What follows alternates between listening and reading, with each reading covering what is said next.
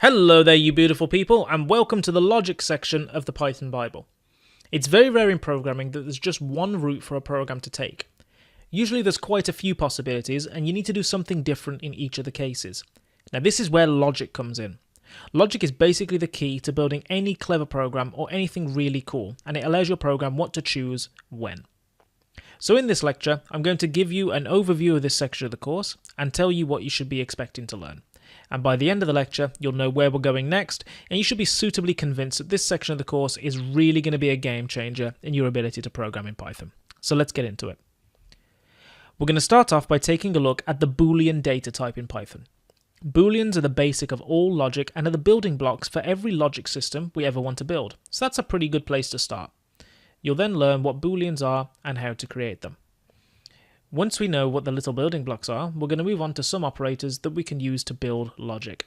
These are called conditional operators. These conditional operators will allow us to do things like check if two numbers are equal to each other, or bigger than each other, and things like that.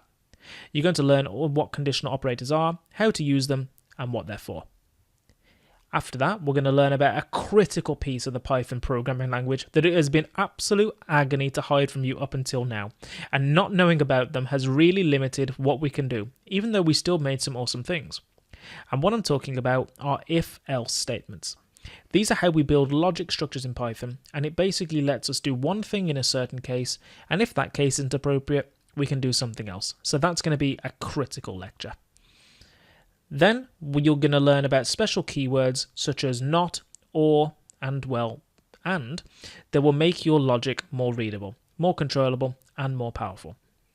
We'll also learn about something called the in keyword. So this is a super useful keyword in Python that basically makes it possible to check whether something is in something else.